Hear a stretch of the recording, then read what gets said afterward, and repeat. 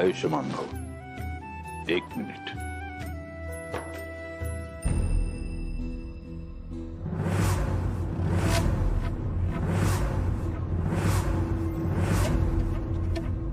आशीर्वाद आहे माझा. नाही, मी तुमच्याकडून हे पैसे नाही घेऊ शकत. आशीर्वाद आहे. मुक्ता, अगं आशीर्वाद म्हणून देत आहेत ते. नाही पण मोठी आहे मी, हे घे घे अगं.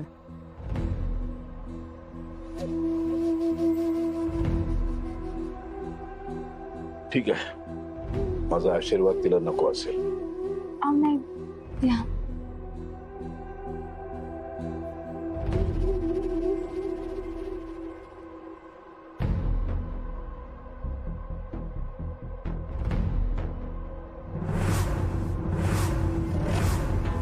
हाच त्रास पाहायचा होता तुझ्या चेहऱ्यावर. अशीच मी तुला तुझी जागा दाखवत राहील. पैशाच्या ओझ्याखाली श्वास कोंडून टाकेन तुझा. मला कुणाला काहीच सांगता येत नाहीये. हे पैसे घेताना जो त्रास होतोय तो कुणाला समजणार नाही. किंवा छोट्या मालकांना तरी सांगायला पाहिजे की असं पैसे घेणं नाही जमणार मला. नाहीतर अशा प्रकारे छळायची एक पण संधी सोडणार नाहीत.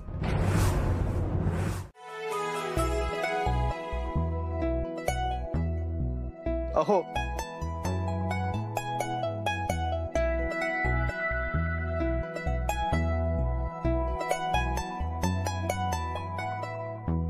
कसलं भारी वाटलं यार.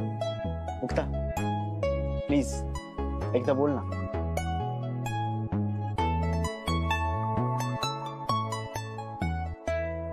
मुक्ता प्लीज यार, एकदा एकदा एकदा बोल ना. हे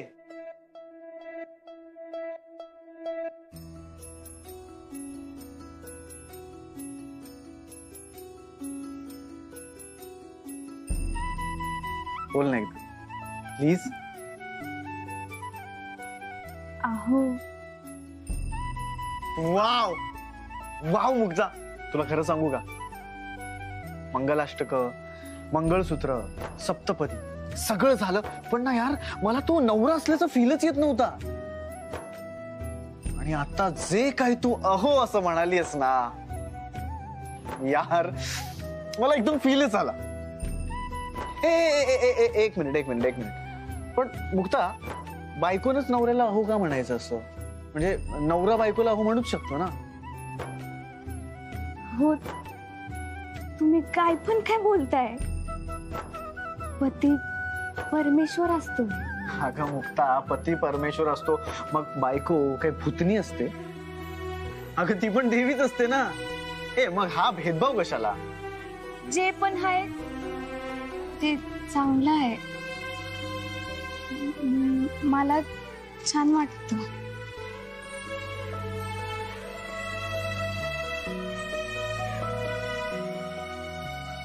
ऐका ना. ऐकतोय ना. आपण आपल्या संसाराची सुरुवात करायला पाहिजे. घराची जबाबदारी घ्यायला पाहिजे.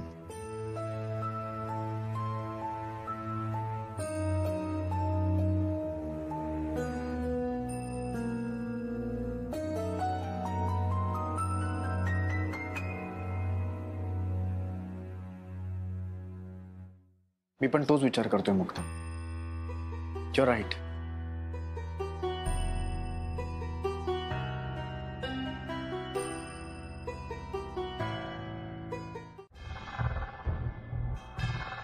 काय मी थोडीशी मोकळीक दिली तर तुम्ही सगळेजण उधळायलाच लागलाय. ही सगळी मोकळीक मी तुम्हाला लग्नापर्यंत दिलेली होती. तुम्ही विसरला असाल. मला आठवते, लग्नाच्या आधी मी सांगितलं होतं, या घराची एक शिस्त आहे, या घराला काही नियम आहेत, फक्त लग्न होईपर्यंत मी थोडेसे शिथिल करतो. लग्न झाल्यानंतर घराची शिस्त, घरातले नियम सगळे पुन्हा त्याच पद्धतीने अंमलात आणायचे आहेत. त्यामुळे आजपासून घरातली जी शिस्त आहे, घरातले जे नियम आहेत, त्याची अंमलबजावणी करावीच लागेल. ते सगळ्यांच्याच हिताचं आहे.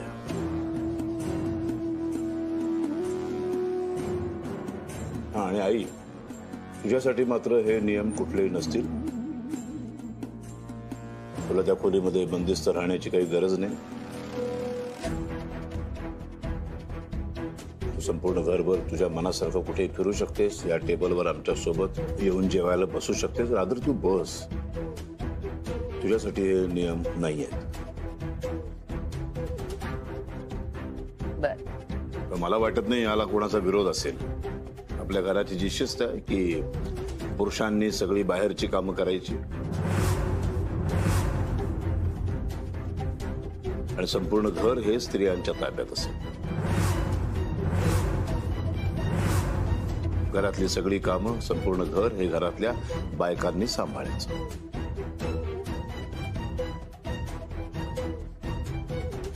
भाऊ, मला काय म्हणायचंय ते समजून घे. इतकं गंभीर होण्याची गरज नाही. घ्या, जेवून घ्या. चूक झाली दादा. पुन्हा होऊ देऊ नकोस. जेव आता.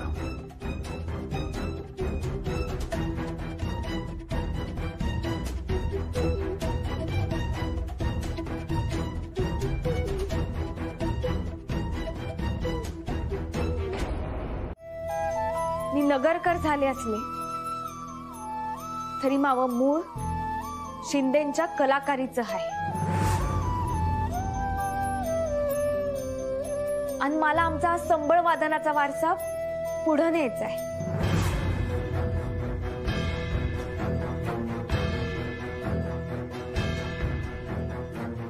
संबळ वादनाचा वारसा?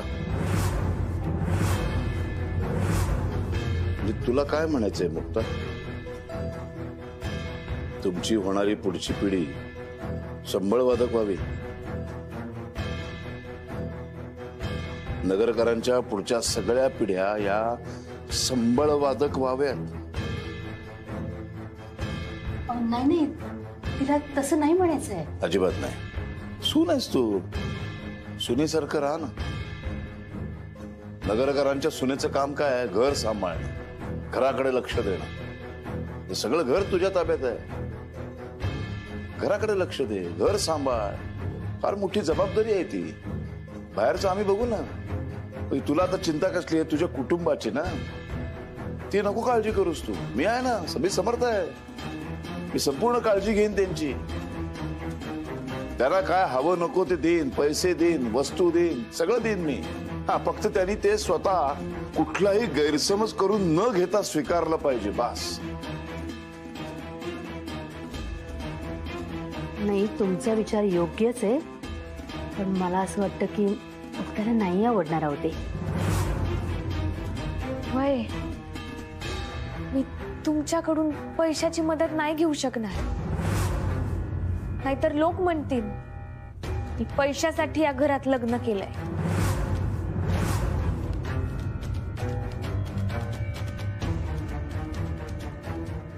दादा, मी संबळवादन नाही बंद करू शकत.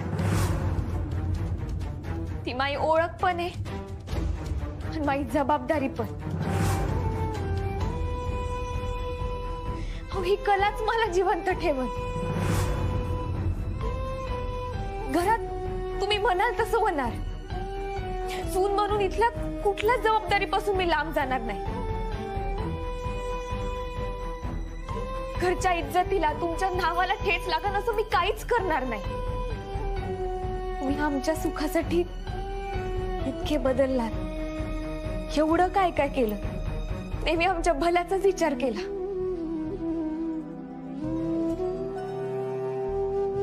एवढी विनंती मान्य करा. लय उपकार होतील. वाजव ना. घरामध्ये तुझ्या खोलीमध्ये बसून वाजव. हा, ते दादा, व्हॅलेंटाईन्स डे आहे आणि मग ना त्याच्यानंतर मी हनीमूनला जायचा पण प्लॅन करतो. म्हणून व्हॅलेंटाईन डे ते आपलं नाही आहे, ते पाश्चात्यांचं आहे. कशाला हवे ते व्हॅलेंटाईन डे? काय नको? काय लपवलं? हा, लपवलंच काय? नाही लपवलं. हे का, हे गिफ्ट आहे दादा. गिफ्ट आपला पप्या. मुक्ताने गिफ्ट दिले मला. अहो काय तो लग्नाच्या वेळी गिफ्ट द्यायला विसरला, म्हणाला आता सारंग घेऊन जा. सो तेच आहे. आणि मगाशी मुक्ता काय म्हणत होती? संबळ वादनाचा वारसा पुढे चालवायचा आहे.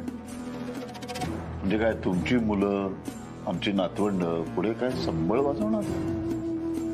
नगरकरांच्या पुढच्या पिढ्या संबळ वादक म्हणून प्रसिद्ध करायचे का? तुला स्वतःला पटतं काय? नाही नाही दादा, मला मला मला मला मला पण खरंच नाही पटत आहे. अरे मग तेव्हाच का नाही बोललास तू? तेव्हा माझ्या म्हणण्याला दुजोरा का नाही दिलास? दादा खरं सांगू का, मी ना ते तेवढं सिरियसली घेतलंच नाही. काही होणारी मुलं वगैरे ह्याला किती वेळ आहे हो, खूप वेळ आहे त्याला. म्हटलं आताच कशाला बोलायचं. अरे पण मुलं होणार तर आहेत ना. मग कसं दिसेल ते? नगरकरांच्या पुढच्या पिढ्या अशी छोटी छोटी मुलं सगळी संबळ वाजवताना कसं दिसेल ते चौकामध्ये उभे? इमॅजिन करतो. दादा बघा, मला मला पटतंय, पण मी काय म्हणतो की त्यांना जे आयुष्यात करायचंय ना ते त्यांना आपण करू देऊ. हा, पण आपला बिझनेस आहे तो त्यांनी सांभाळलाच पाहिजे. मला ना पुढच्या पिढ्या जाऊ दे, मला तुझंच जास्त टेन्शन आलंय. तुझं भविष्यात काय होणार? बरं मला एक सांग, हा हा, तुला खरंच जायचंय मधुचंद्राला? मधु वॉट? मी नाही म्हटलं मधु. मधुचंद्र म्हणजे हनीमून. छान शब्द आहे आपल्याकडे मधुचंद्र.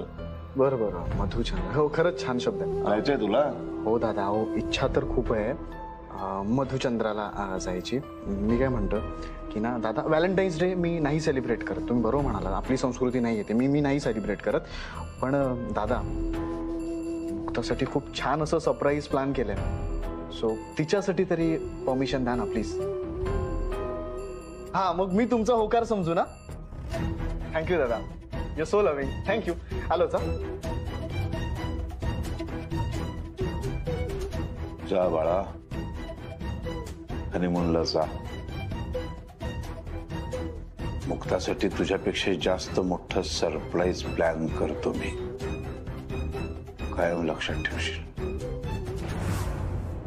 डिशवॉशर ते काय असतं? अहो ते भांडी धुण्याचं मशीन असतं. म्हणजे काय ना की सगळी भांडी त्या मशीन मध्ये सरकवायची आणि बटन दाबायचं, म्हणजे कशी सगळी भांडी धुवून कशी बाहेर येतात बघा. अरे देवा, भांडी धुवायला पण मशीन वय? वय वय. आजकाल सगळ्यांचं मशीन आलंय, फक्त खाऊ भरवायचं मशीन नाही. पण आता भांडी धुवायची मशीन नाही म्हणल्यावर माणसांनाच करायला पाहिजे. आणि एवढी सगळी भांडी धुवायची म्हणजे तुम्हाला दोघांना लई यायला लागणार. हो, बाजूला मी करते. अहो अहो, थांबा थांबा मुक्ताताई, तुम्ही कशाला धुताय? कशाला म्हणजे? मावा घरचंच काम आहे. आणि नवरात्रीत आली होते तेव्हा ही सगळी घरची कामं करतच होते ना. वय वय केली होती, पर तेव्हा तुम्ही घरच्या सुनबाई नव्हतात. आता गोष्टी बदललेत. अगं पण जबाबदारी थोडीच बदलते. मुक्ताताई, मला तुमचं ना लई कौतुक वाटतं बघा. असं कसं हो तुम्ही? काहीतरी. मुक्ता, मुक्ता, मला जरा तुझ्याशी बोलायचं होतं. हा बोला ना. ते आय मीन मला जे बोलायचंय ना मुक्ता, ते अगं इथे नाही बोलू शकत मी. सारंग दादा लईच रोमॅन्टिक झालेत. तुमच्याशी बोलायला पर किचन पर्यंत आलेत. नाही नाही नाही नाही, अगं तू समजतेस तसं काही नाहीये. ऍक्च्युली हे थोडं पर्सनल आहे म्हणून. अहो एवढं काम संपून लगेच आले. बघा ना, एवढी भांडी या दोघांना कधी उरकायची? तुम्ही इथंच बोला. मुक्ता ऐक ना माझं. अगं इथे सगळ्यांसमोर नाही सांगू शकत मी. प्लीज, म्हणजे तुम्ही दोघं मला चुकीचं समजू नका, बट म्हणून थोडस पर्सनल आहे. व्हॅलेंटाईन डे बद्दल बोलायचंय ना? अगं म्हणजे अनबिलिव्हेबल आहेस तू ग, एकदम अनबिलिव्हेबल. तुला कसं कळलं? मी तोच विचार करत होते की सारंग दादा आणि मुक्ताताईचं तर लग्न झालंय. मग आता सारंग दादाला मुक्ताताईशी काय बरं खासगी बोलायचंय. आणि माझं अचानक लक्षात आलं की आज तर व्हॅलेंटाईन डे आहे. Valentine day? लग्नानंतरचा कोणता विधी आहे का?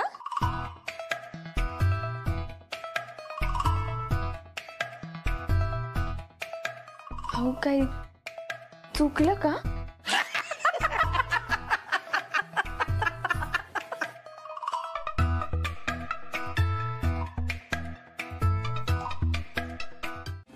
युवराज बाळा तू बस बस.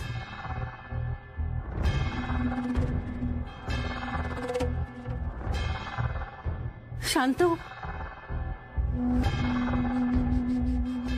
आपण सगळेजण होतो ना प्लॅन मध्ये सामील. तरी दादांनी युवराजला जबाबदार धरलं आणि सगळं खापर फक्त युवराजवरच फोडलं. मी माझं काम चोख पार पाडलं होतं. म्हणजे मुक्ता पळाली हा डाऊट आला मला. मी स्वतः फोन करून युवराजला कळवलं होतं. तसं सारंगचाही फोन मी माझ्याकडे ठेवून घेतला होता. आता अजून मी काय करायला हवं होतं? हो आत्या, तुझा कॉल आल्या आल्या मी मामाला म्हणालो होतो. काय मामा, मी तुला म्हणालो नव्हतो की मी जाऊन बघून येतो. याने मला अडवलं. मी अडवलं? घ्या, विसरलास का? तू काय म्हणालास की मुक्ताला शोधत बसण्यापेक्षा आपण आर्याला घेऊन तिकडे जाऊ.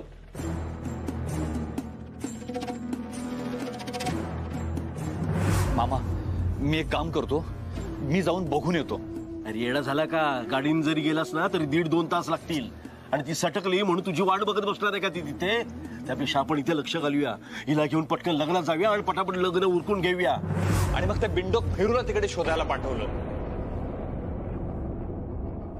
अरे पण तो बाहेरचा माणूस, तो थोडीच पोटतिडकीनं त्या मुक्ताला शोधणार होता. पण मी म्हणते हिला व्यवस्थित कोंडून ठेवली होती ना, मग ती पळाली कशी? आणि एवढ्या सुनसान जागेतून सुखरूप कशी पळाली? मी शोधायला गेलो असतो आत्या, पण मामाने मला अडवलंय.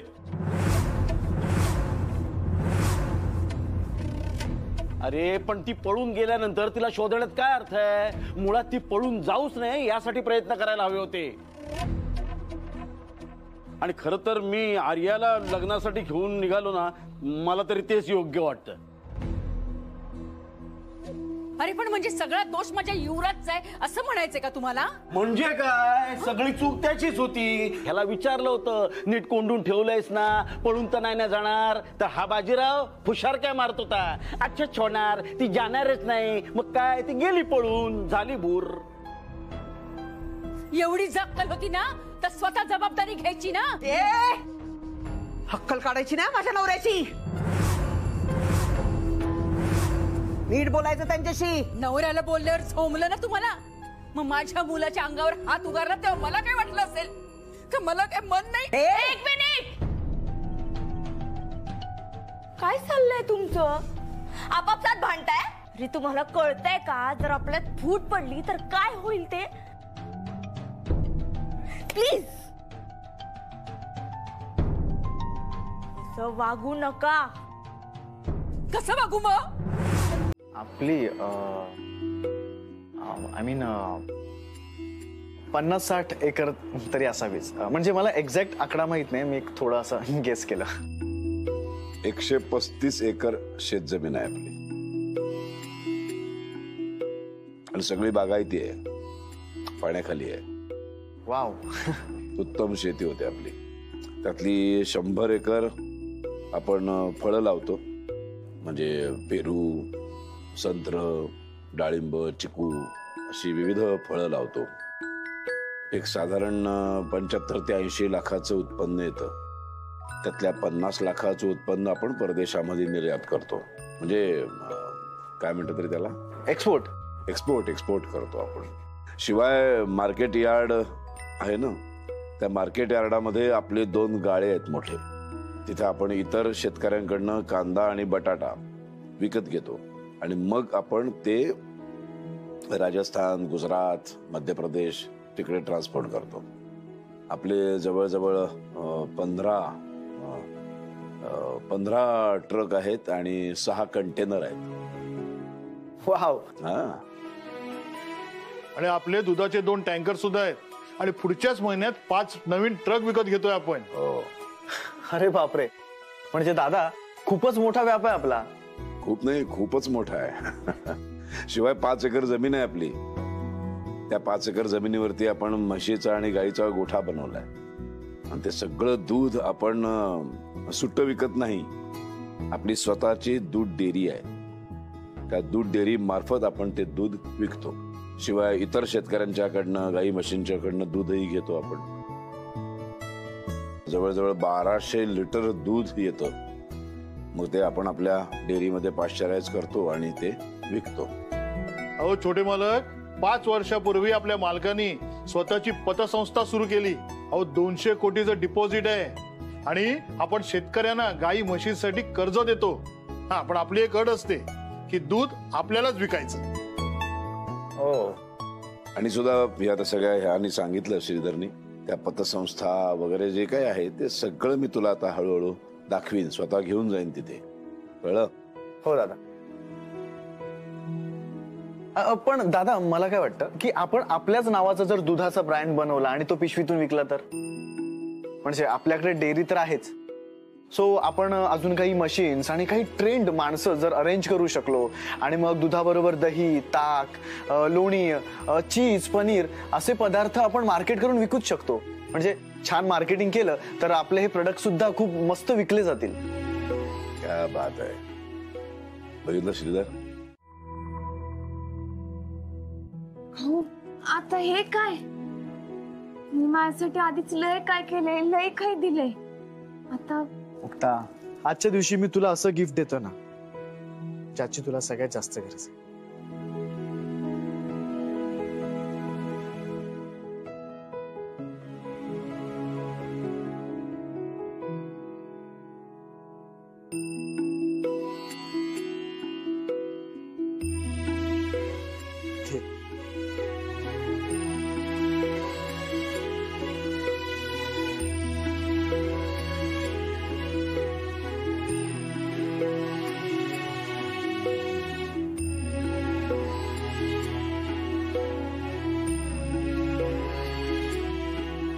फक्त मला माहिती आहे परिस्थितीनं तुला शिक्षण ह्या तुझ्या बेसिक हक्कापासून तुला लांब ठेवलं आणि अण्णांची खूप इच्छा असून सुद्धा तुला जास्त शिक्षण देणं त्यांना पॉसिबलच नव्हतं. पण मुक्ता, मी तुझी आणि अण्णांची ही इच्छा पूर्ण करणार आहे. सप्तपदीचे फेरे घेत होतो ना आपण, तेव्हा मी मनातल्या मनात स्वतःला एक वचन दिलं की तुझ्या राहिलेल्या सगळ्या अपूर्ण इच्छा मी पूर्ण करेन.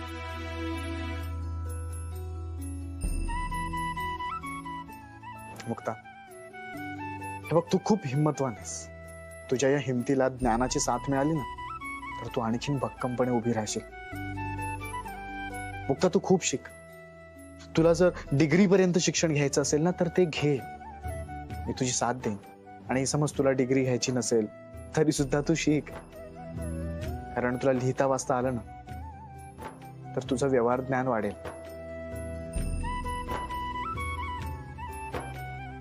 यापेक्षा चांगली भेट काय असणार आहे? मी किती विचार करता मामा. सोपं होतं ना? लयच सोपं होतं.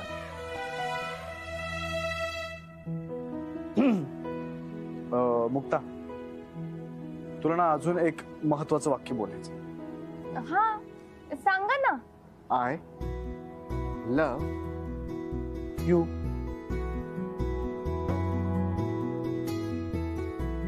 म्हण ना मुक्ता.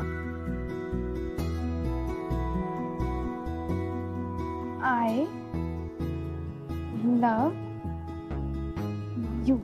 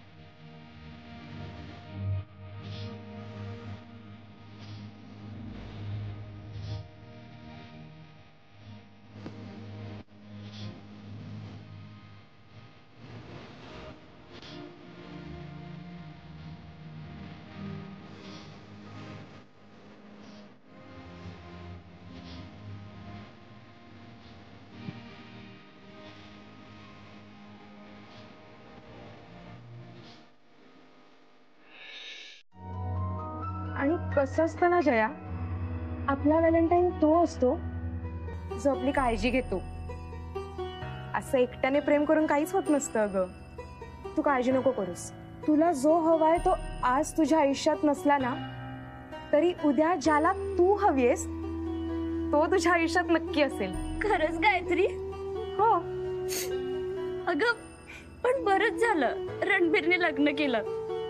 तुला माहितीये का, माझी एक भीती संपली. कसली भीती? अगं तो माझ्या प्रेमात पडला असता आणि मग आमच्या लग्नाबद्दल दादा मामांना विचारायचं म्हणजे त्यांनी काय केलं असतं. बापरे, मला तर भीती वाटते हा विचार करून सुद्धा. जया अगं, हो, दादानी रणवीरला नाही म्हणूनच सांगितलं असतं. ए जया, मी हो का तुझी व्हॅलेंटाईन? काय तू? अगं पण कसं काय? अगं बहिणींचं पण एकमेकांवर प्रेम असतंच ना. त्यात आपलं बॉन्डिंग पण खूप छान आहे. जिथे प्रेम तिथे व्हॅलेंटाईन. अगं हो, हे मला पटलंय. चालेल, happy Valentine's day. Happy Valentine's day Jaya.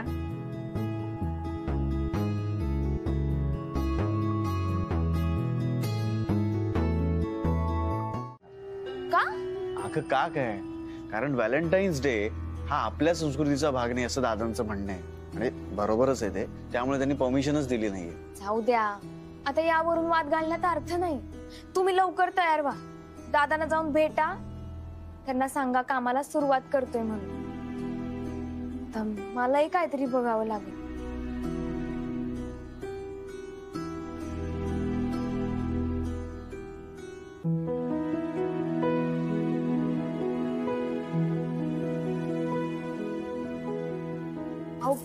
Phone मध्ये काय बघताय? आवरा की आता. अगं नाही, अगं म्हणजे कसं आहे, मला जस्ट आठवलं की पप्प्याला पैसे पाठवायचे. सो आधी त्याला पैसे पाठवतो. लय येळ घालवू नका, तुम्हाला कामाला जायला उशीर होईल. अगं 1 मिनिटात होईल. इकडे खूप सोपं आहे, मी समजवतो. इथे बस, बस ना.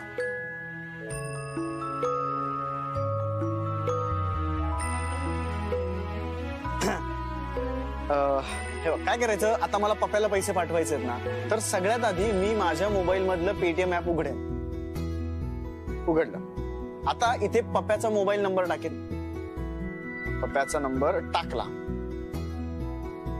आता अमाऊंट टाकीन. सेंड. हे बघ, इतकं सोपं आहे.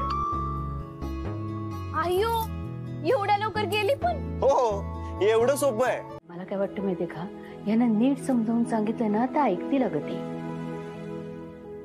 वहिनी तू पण ना कशाला उगाच नको त्या गोष्टीला हवा देतेस. दादानी आधीच काय वॉर्निंग दिली आहे माहितीये ना.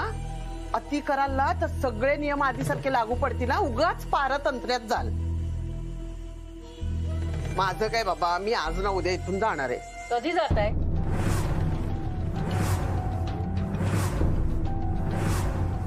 कधी जात आहे? नाही म्हणजे आता काय लग्न सुद्धा झालंय आणि तुम्ही संकटात मदत करायला आला होतात ना, ते संकट सुद्धा दूर झालंय आता. नाही वंस, आता सून सुद्धा आली घरात. आता कसं सगळं छान चाललंय. तुम्हाला सुद्धा आनंद होतोय ना. मग कधी निघताय? जायची तारीख वगैरे काय ठरवली की नाही? माधवी, अगं ठीक आहे ना, माहेर आहे त्यांचं, त्यांना जायचं तेव्हा जातील त्या. बाई बाई बाई बाई, या माधवीच्या जिभेवर मोहळ उठलं की ह्याला चाव त्याला चाव त्याला चाव, नुसती चावत बसती. नाही म्हणजे माझं तसं काही नाही हो. म्हणजे तुम्ही उगाच चुकीचा अर्थ घेताय. मी आपलं सहजच विचारलं, कधी जाताय? किती ग बाई, किती तो सोजवळपणाचा आव आडायचा. तुझे सगळे अर्थ आणि अर्थाचे अनर्थ कळतात हा मला. मला शिकवू नकोस. मी कालच आमच्या ह्यांच्याशी बोलत होते कधी जायचं याच्यावरनं. त्यामुळे तू आठवण करून द्यायची काही गरज नाही मला. बोलणं झालं ना? हो. मग काय ठरलं? नाही कधी जाताय? हे बघ, सारंग आणि मुक्ता हनीमून वरनं परत आले ना की जाऊ आम्ही. अरे देवा, म्हणजे अजून 8-10 दिवस तरी लागतील. नाही म्हणजे 2-3 दिवस लवकर सुद्धा येतील ते. तुला काय त्रास आहे ग? हा? मी माझ्या भावाच्या घरी राहते. माझा दादा येतो त्याचं खाते मी. मला काय त्रास होणार आहे? नाही म्हणजे मला एवढंच म्हणायचंय की भाऊ देतोय म्हणून किती दिवस राहायचं.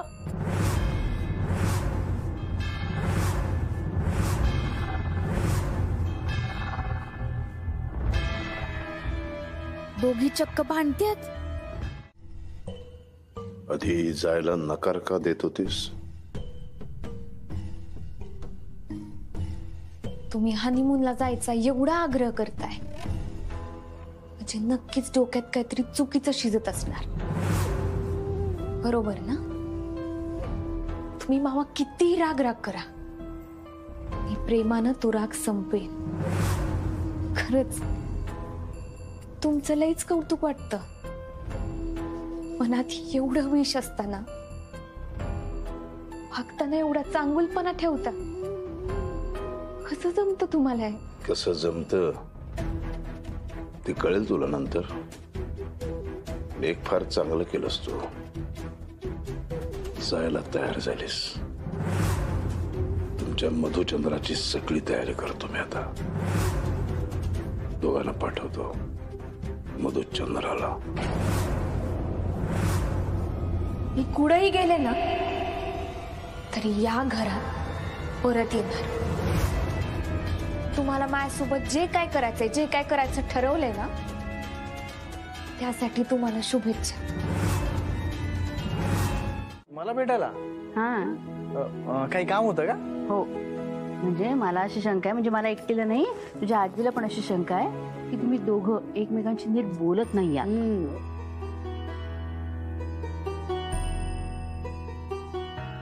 नाही नाही नाही,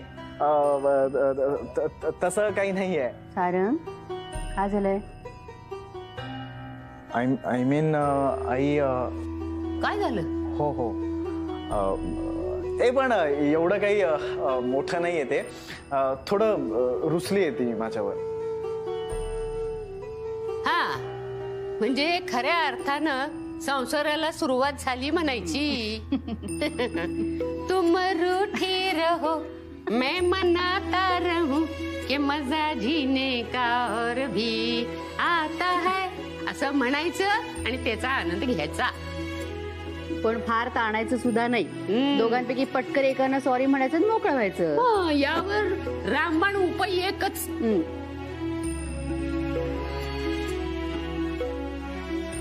तो काय? हर घडीला मीच जिंकलो पाहिजे असा हट नाही करायचा. कधी कधी बायको संग हरण्यातली एक वेगळी मजा असते. जिंकायचं काय असेल तर ते फक्त पिरेम पिरेम आणि पिरेम. आता घरात एवढे रामबाण सल्ला देणाऱ्या 2 अनुभवी बायका असताना मी उगाच त्या पप्प्याकडे चाललो होतो. अरे देवा, आणत नाही पाणी आणि चालला हंडा भरायला त्याच्याकडं. हंडा? ओ, मला कळलं तुला काय म्हणायचंय ते. पण आजी कसं आहे ना की हे बघ, पप्याला बाकी काही अनुभव नसला ना तरी हनीमून बद्दल थोडंफार नॉलेज सगळ्यांनाच असतं. हो का? आता ह्या बाबतचा सल्ला मी दादांकडून नाही घेऊ शकत ना. बाई, त्यांच्याकडे जाऊही नको.